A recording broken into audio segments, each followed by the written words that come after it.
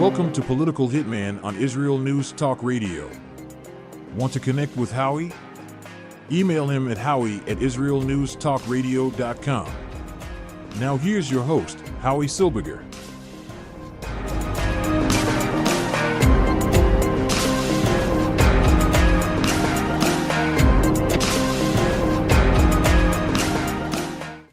Imagine living in a world where your community could be attacked 27 times in 1 week. Attacks like firebombings of your places of worship. Attacks like shootings of your school. Your community members being beaten in the streets. Graffiti on the walls calling for your annihilation, for the genocide of your people. School buses attacked. All in the course of a week, 27 attacks. A barber cutting the sideburns off a young child's face. The Jewish community is living through that and continues to live through that in North America. 27 attacks just in the past week against Jews in North America. It's 26 in North America, 1 in Zurich. 2 synagogues defaced and attacked. Anti-Semitic, anti-Jewish graffiti on the walls around Jewish institutions and where Jews hang out. There was another anti-Jewish attack in Australia this week, where the home of the country's largest Jewish population, a Jewish home, was bombed. And the world stands silent. The world is quiet.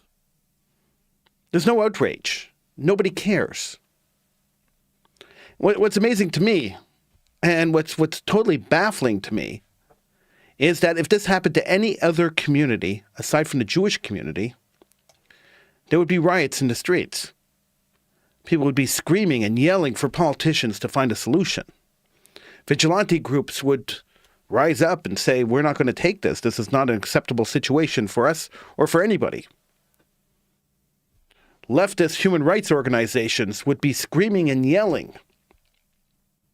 How dare somebody attack a community like that? How dare these poor people are living in fear? How dare in a civilized Western society this could happen to some people living there?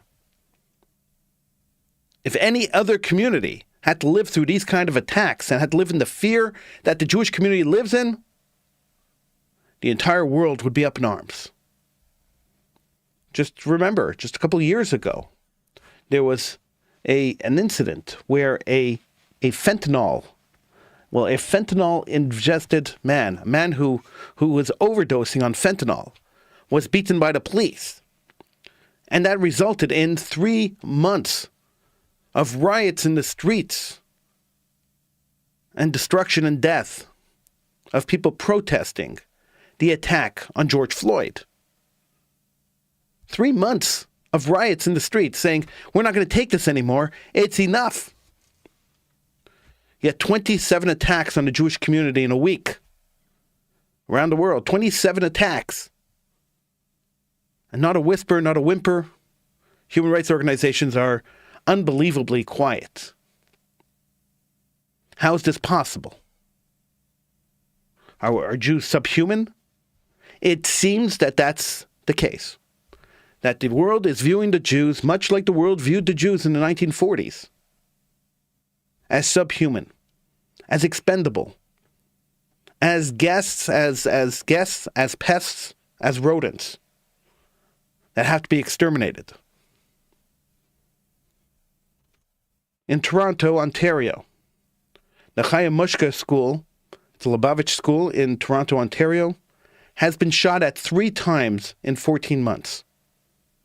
Thank God nobody's been injured. Thank God the school's been closed each time that the shootings have happened, and it's only been building damage. But what psychological toll does it take on the students in the building, on the staff, on the community, on the Greater Toronto community? In Montreal, a synagogue and a Federation building were bombed this week. Sure, there was nobody in the buildings when they were bombed, but that doesn't mean that a bombing can't happen when people are praying, when things are happening. As they did in Australia just 2 weeks ago, where an anti-Jewish mob set a building on fire where Jews were actually praying in the building when the building was set on fire. Just a couple of days after Kristallnacht, after the anniversary of Kristallnacht, where Jews were set on fire in a building while they were praying. And people yell at me all the time. They say, Howie, how could you compare today's situation to what happened in the 40s? Nothing is comparable to Nazism. And I used to agree with that. I used to say, you're right. There's nothing that's as evil as Nazism. And the situation in North America is not the same as the situation was in Europe in the 1930s and 40s. I used to agree with that. But now, not so much. Now, I'm starting to think that we are heading back in the direction of a Holocaust. And I hate to say it. And I'm normally not a conspiracy theorist, and I normally don't buy into these kind of fear-mongering statements.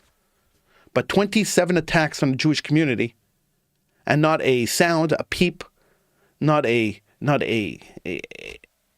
expression of disgust or of concern from any government official, not an expression or concern from any community leader, makes me wonder if we're not heading back in that direction. Jewish community leaders are sleeping on their laurels. They're asleep. They're in comatose. Where are the Jewish community leaders screaming and yelling this is unacceptable? Where are the Jewish politicians screaming and yelling this is unacceptable? Sure, sending out a tweet saying, I condemn this, doesn't actually condemn it. It's just lip service. Where's practical action to make this stop? Anywhere in the world. And of course, the Jew haters are laughing at us. They're just laughing at the Jews. They're saying, hey, look, we are expressing ourselves. We are showing you that we want to kill you. We are sending you clear messages. We're burning down your synagogues with people in them. We're sending you clear messages that you are no longer welcome in our countries. We are sending you clear messages that we want to murder you. And you are sitting quietly and accepting it. So, hey, if you don't want to fight back, then we're going to do what we want to do. That's basically what they're saying. And so that results in 27 attacks on the Jewish community in a week. Let's take a look at some of the attacks, just because we can. There's so many of them. I don't know which one to choose first, so let's just choose one at random here. A Jewish student was reportedly punched in the face at Columbia University during a pro-Israel rally. Okay, that happens. Things get tense. That happens. But the second half of that sentence is, and this is what media does. They cut the sentence there and they say, oh, well, that's normal. They were at a rally and, tensions are high. That happens. But the second half of the sentence is, a Jewish student was reportedly punched in the face at a Columbia University rally last night and was told that the final solution is coming to him. Oh, 1 second. Whoa. The final solution. Where do we hear that before? Oh, yeah. A couple of weeks ago, wasn't the cafe owner at the Jewish General Hospital screaming that at a rally in Montreal? We spoke about it a few weeks ago, where the cafe owner at a Jewish hospital, the kosher Jewish hospital, the person who owned 3 cafes in a kosher Jewish hospital, was yelling at Jews that the final solution was coming to them. This is the person who controls food in a Jewish hospital. Thank God the hospital and the cafe shops threw her out and she's been arrested. But yeah, how about that? The mother of an 11-year-old boy says that she told the barber not to touch his side locks, to which he nodded in agreement. Moments later, he cut them off. The distraught mother and the son left the barber shop in tears. The mother said that the kid could not go to school the next day because of the shame and embarrassment he felt because his side locks were cut off. This happened in New Jersey. The New York Police Department is searching for a suspect in connection to a hate crime that occurred on November 5th, is asking the public for assistance in identifying and finding suspects. Footage of the crime shows somebody at the Tamar Devora School on 9th Avenue, an unidentified individual can be seen shouting anti-Jewish statements before kicking the door of one of the school's parked buses and shattering the glass, causing approximately $350 worth of damage. The suspect could then be seen fleeing. Let's go to Pittsburgh, where a Riverwalk trail, where Jews go on Saturday afternoon, on Shabbos, they go for a walk on the river. A Riverwalk trail had been spray painted with graffiti that said, "Kill the Jews, gas the Jews," and swastikas. Swastikas were also spray painted on the Temple Israel in Minneapolis. Another reminder that Jews are not welcome anywhere in North America. Police are reporting also swastika graffiti in Chambersburg, New Jersey. And, of course, we have two days before Hanukkah, just a few days before Hanukkah, we have a firebombing in Montreal, where a synagogue and the United Federation buildings were bombed. There were Molotov cocktails were thrown into the buildings. And this girls' school in Toronto was shot twice.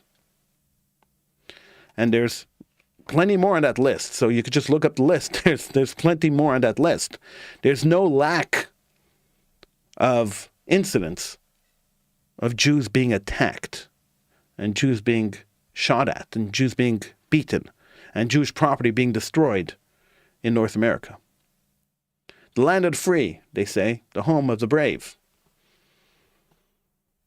Jews don't live in freedom. As much as everyone likes to pretend that in democratic Western societies people are living in freedom, that's not the case for Jews. Jews are living in captivity. We are slaves to the countries that we live in. And we are bound by, not only by their rules, which everybody's bound by, the laws and the rules of the land, but we're also bound by the hatred of the land. So many different people have told me over the course of the last little while how their kids are afraid to go to school, afraid to go to university, wearing any sign of Judaism on them. I had a conversation with a young man just yesterday who told me that he's going to one of the universities where anti-Jewish sentiments is large and crazy. And he said that he's taking most of his courses online. He can't see himself walking onto campus and facing the daily protests on campus and the daily barrage of anti-Jewish sentiments that are thrown at the Jewish students on campus. He says he pays his tuition. He's a student like everybody else. Yet on campus, he can't be there on campus. He can't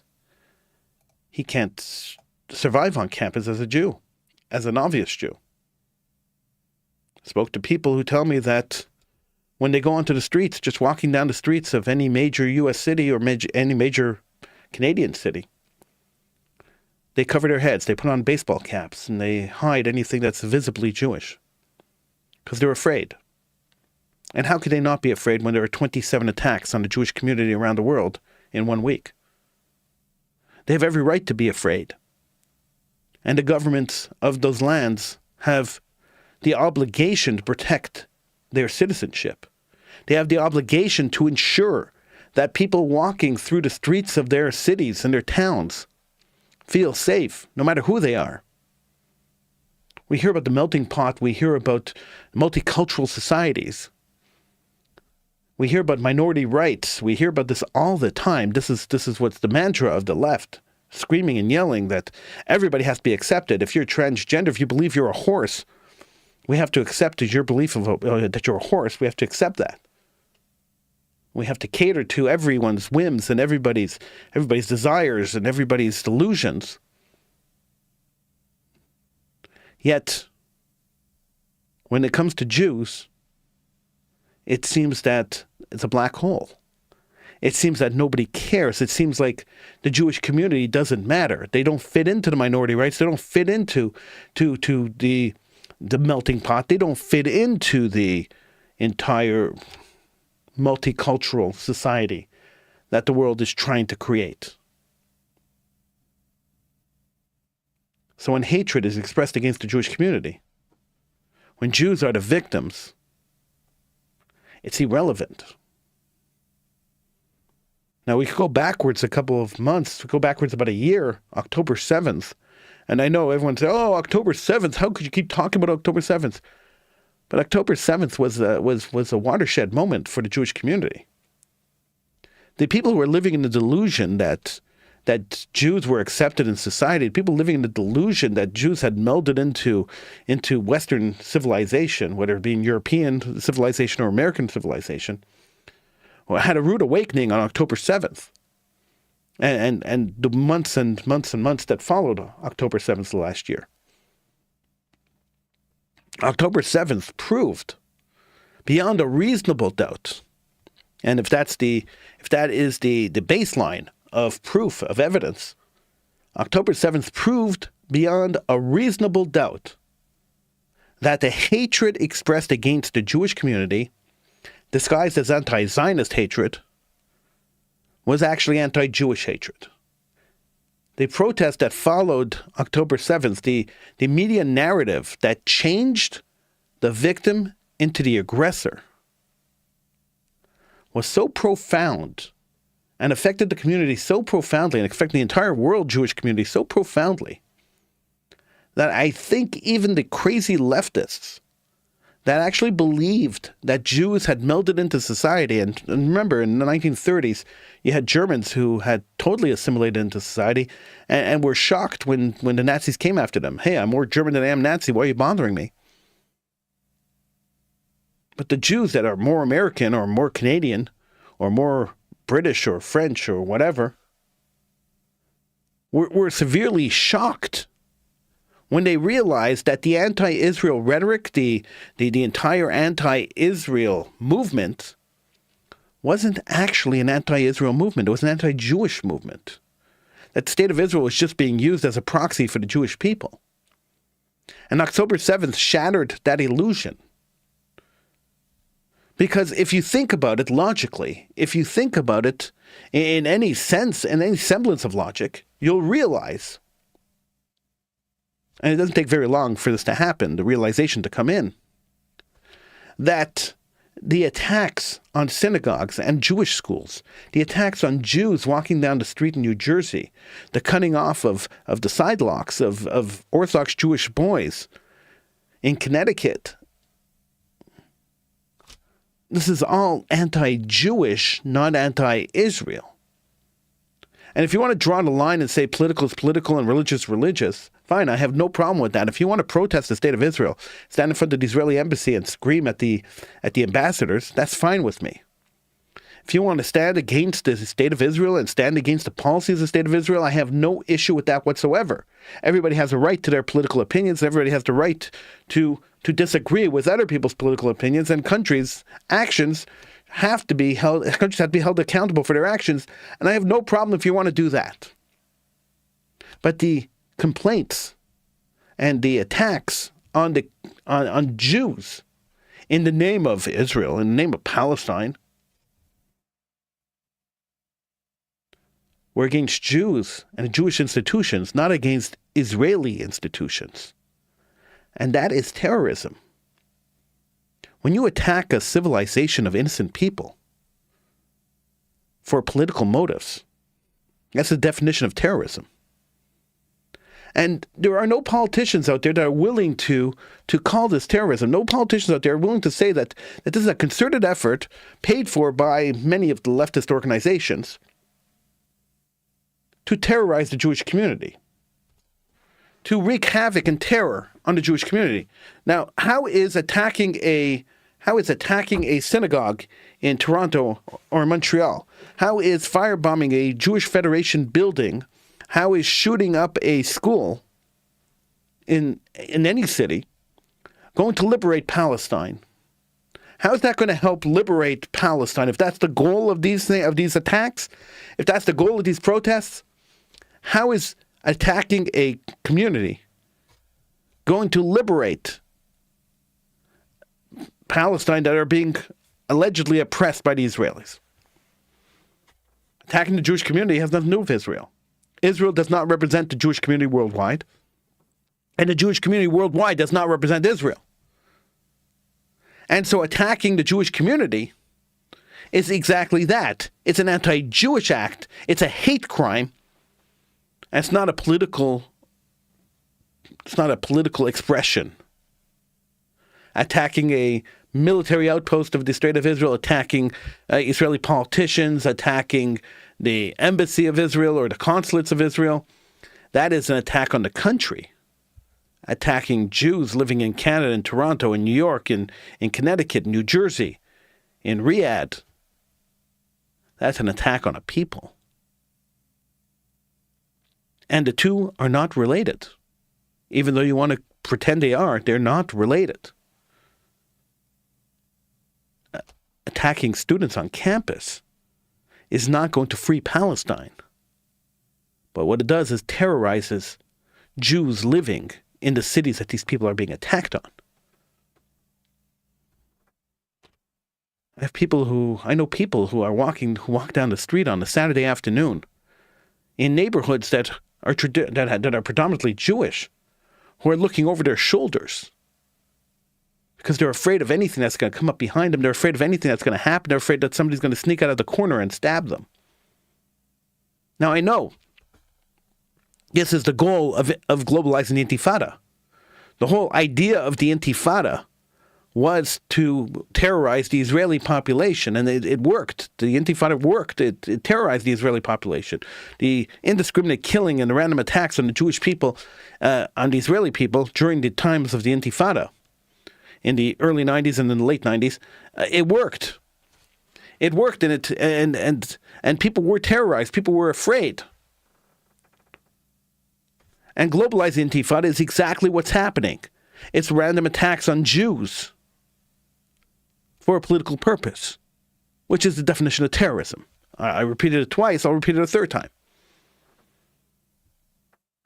But nobody's being charged with terrorism. They're being charged with arson, they're being charged with assault, they're being charged with mischief. I guarantee if they find a person who's shooting up the schools, they're going to be charged with a weapons violation or something crazy like that. It's just charging a weapon in public. Some kind of misdemeanor or some kind of lowly charge that's going to get them out of jail in 5-6 years. Nobody's going to be charged with terrorism, and this is exactly what it is: continuous terrorist attacks against the Jewish community. So how do we fix this? How do you fix terrorism against a community? Well, we can't do it as individuals. Individuals can't stop attacks on our community. It's impossible for individuals to do that. But it's not impossible for governments. It's not impossible for the police force to stop it. In Toronto and in Montreal, in Canada, there are weekly pro-Hamas protests. And they're definitely pro-Hamas protests. They're not pro-Palestine protests. Don't give me a break. They're pro-Hamas protests. In fact, in one protest in Toronto not long ago, they recreated the final moments of Yahya Sinwar, the leader of Hamas, right there in the middle of a street in downtown Toronto. In Montreal, they yell, "Kill the Jews." They yell, "Globalize the Intifada." They yell, "Jews get out, go back to where you came from," with impunity, because they know that the police aren't going to do anything about it. They have injunctions. There are injunctions that have been taken in Montreal against protests in front of religious institutions. In fact, all of Canada has a law prohibiting protests in front of religious institutions, but it doesn't apply to pro-Hamas protesters. Nobody enforces them. The mayor of Montreal says that she believes that these protesters are expressing their opinion, their rightful freedom of expression, she says. And she told the police to stand down. The mayor of Toronto, Olivia Chow, told the police to stand down with a continuous, police to stand down when there's a continuous protest on the streets of Toronto in front of the Jewish community of Toronto, blocking the access to the Jewish community of Toronto. There's daily, if not weekly, protests. And the mayor told the police to stand down and just to observe and arrest any Jew that tries to instigate a fight with the protesters. In New York, the police have traditionally stood down when the pro-Hamas protesters have been out there protesting. They said they will investigate crimes, but they can't stop people from the freedom of speech. So let's talk about freedom of speech for a second, because I think it's an important topic to look at. So freedom of speech is the cornerstone, I'm told, of any democracy. This is what democracy is all about. People willing to express their opinion, people having the right to express their opinion. Without the concept of freedom of speech, I wouldn't be sitting here talking to you today. I wouldn't be able to. This would be an illegal activity. So freedom of speech is extremely important. But like every other freedom that people have, there are limits on freedoms. If there weren't limits on freedoms, I would have the freedom to do anything I wanted. If there weren't laws and rules in society, we would be able to do anything we wanted.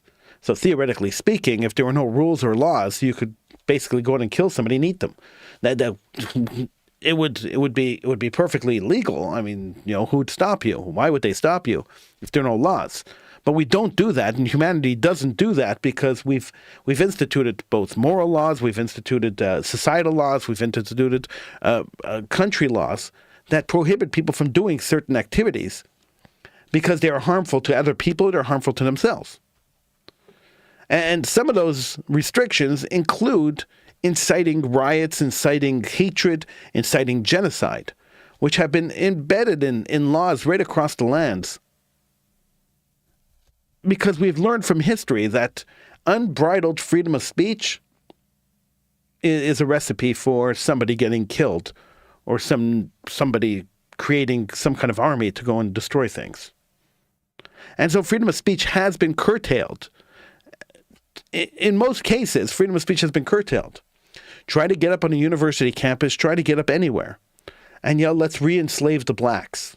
Try to do that anywhere. You'll be arrested.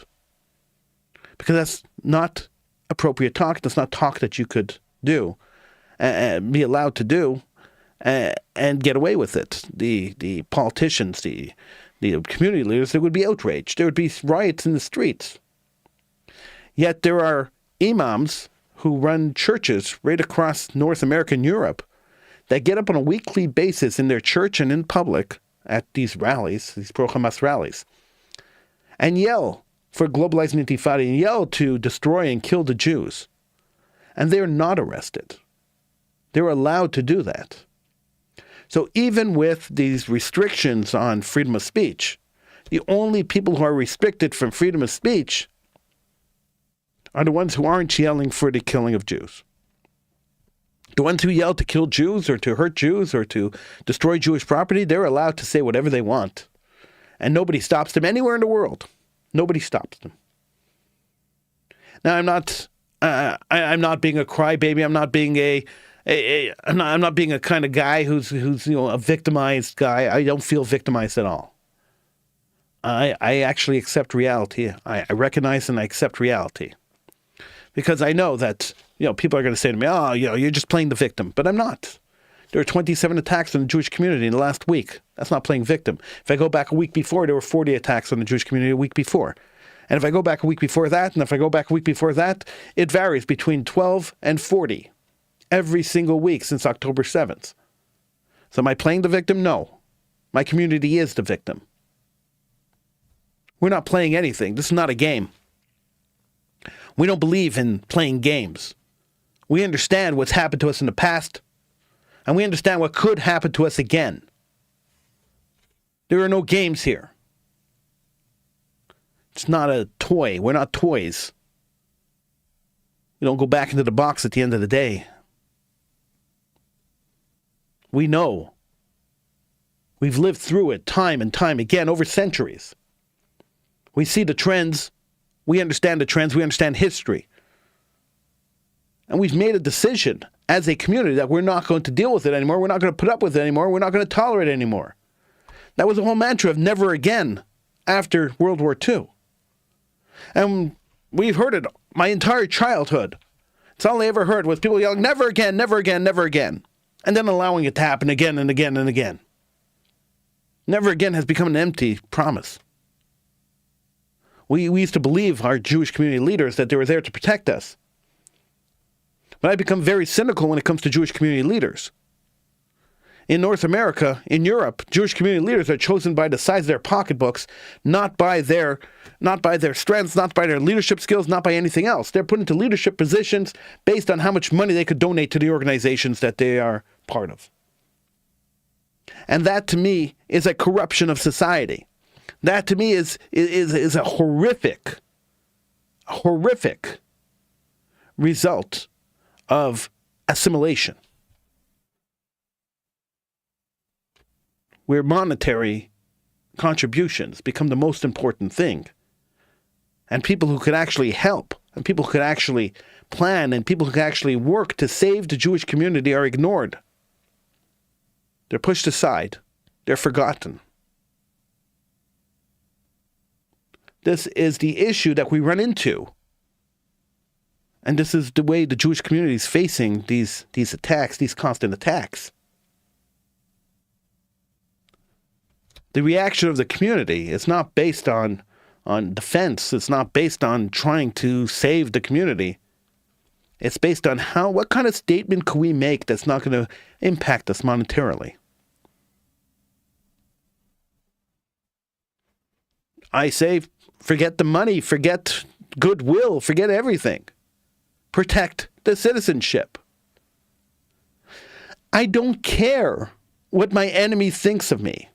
I really couldn't give a darn what anybody thinks of me if I'm going to sit here and I'm going to stand and protect my community. I don't care what anyone else thinks of me. My intention is to save my people, and that should be the intention of every single Jewish community leader. Then who the heck cares what the Jew haters think of us? But alas, I stand alone, and I've stood alone for 30 years. I've been told I was crazy for saying these things. How dare I express these things openly? But it's the truth. And I can't speak anything but the reality, the way I see it. Now, I may not see everything clearly, but fine. I mean, we are all entitled to our opinions. But what I do see is a capitulation of Jewish leadership to allow these things to happen over and over and over again, and not demand that something be done to stop them. I see a capitulation of world leadership. I always hear people trying to tell me that when people yell, kill you, they're just talking. It's just rhetoric. It's not real. And I heard that when they started yelling globalized intifada. I mean, I got onto this show right here when they started yelling globalized intifada, and I said, hey, listen, we have to understand what the intifada was. And we have to understand what globalized intifada means. And when we started seeing the globalization of the intifada, which is now in full swing, we still have Jews who are saying, hey, that's not exactly what's happening. Take off your rose-colored glasses, people. This is what's happening. This is the globalization of the intifada. This is the result of globalizing the intifada. 27 attacks on the Jewish community last week, 2 fire bombings of synagogues, the shooting up of a school, the attack on a school bus. This is the globalization of the intifada. Indiscriminate, random attacks on the Jewish community. The goal of these random, individualized attacks on the Jewish community is to scare the Jewish community, is to terrorize the Jewish community. Every single person who perpetrates these attacks should be tried under the respective country's terrorism legislation, and great punishment should be meted out to these people. But we know that's just a pipe dream. We know that's never going to happen. And that's really where we're at right now. And it's such a shame. It is a complete shame that countries that had welcomed Jews for centuries are now rejecting the Jews that live there. Now, we could look at the causes of this, because it's all cause and effect. So we could look at the causes of this and what the effects are. We could look at immigration policies of different countries, and see that they brought in immigrants from countries that hate Jews, intentionally in some cases because of language, because the language they speak, or because of some economic dividend that came to that country. And we could look and watch how these people who came in have affected the way these countries perceive their Jewish populations. That would be a much, much longer show, which I don't want to put on right now, but maybe one day I'll do that. We could take a look at the socio-economic situation of different countries, and we could understand how bringing people in from Saudi Arabia and Iran and Iraq at the time would have increased the socio-economic balance of populations. We could do all that. But when we have politicians, and this is the majority of politicians in the world, who can't get up and say, I am abhorred by this attack on the Jewish community, without throwing in, and I'm also abhorred by attacks on Islam, or put in Islamophobia is also bad, then we know we have a problem. Because the two are not related. Yet they're always put together. They're always combined. And for the life of me, I can't understand why. Well, I didn't understand why until October 7th of last year. Then I understood exactly why that happens. I understood exactly why politicians will never condemn just anti-Jewish attacks. They'll never get up and say, we support the Jewish community. I haven't heard a politician do that yet. A world leader, haven't heard that yet. I'm still waiting. I might be surprised, maybe this week, maybe next week. You know, you always keep your hopes up. So where does that leave us now as the Jewish community? Where do we go from here? Well, it's quite simple. There's only one place to go. When we realize that our time in North America, our time in Europe, our time around the world has come to an end, and we have a Jewish state, choosing not to go to that Jewish state seems almost suicidal. And I think this is where we're at. I think we're at a time and a place where all Jews should consider filling out the forms and putting in their applications to move to Israel. Now, is Israel a safer country than the rest of the world? Probably not. I'm not going to pretend that Israel is a safer country to live in. But at least you have a Jewish army. At least you have Jews running the country, a Jewish army. And at least you can walk down the street in most parts of Israel and not have to look behind you and wonder if somebody's going to jump out and stab you. Terrorism in Israel has dropped substantially in the last 2 decades. And the army is very good at protecting the people. But at least you'd be living in your own country. You won't have people trying to push you out. People trying to tell you, it's not your time to be here anymore. It's time to leave. As we approach Hanukkah, we have to remember that the Maccabees fought to save Judaism. The Hanukkah is a celebration of Jewish military might. This is a celebration of the saving of Israel, the saving of Judaism, the saving of everything Jewish. And as we approach Hanukkah, which is coming up this week, we have to remember that we have to be the Maccabees of today. We have no choice. As Jews get attacked around the world, as the Jewish state gets maligned around the world, as Judaism ebbs away in North America and Europe, as people walk away from Judaism, we have to understand that you can never really walk away. Hitler proved that. We have to understand that other enemies that are going to rise and are going to kill us. In every generation, there's one or two that rise and kill us. Today, we don't have to be lambs to the slaughter. We have a choice. It's just a matter of making that choice and realizing that the choice exists and doing it. I hope that Jewish community leaders step up. I hope that people from the community, grassroots, get up and start saying enough is enough. We're not going to take this anymore. I hope that Jews start fighting back. 27 attacks on the Jewish community in 1 week is absolutely terrifying. I'm hoping that next week we could get on here and we could talk And we could talk about how the amount of attacks over the course of the week have dropped from 27 to 2. It'll never be 0, but 27, 30, 40, way too much in a week. Terrifying. Time to go to Israel. Time to go home. I'm Howie Silberger, this is Political Hitman on Israel News Talk Radio. Feel free to check out the website, IsraelNewsTalkRadio.com. Till next show, I'll see you. Thank you so much for joining me.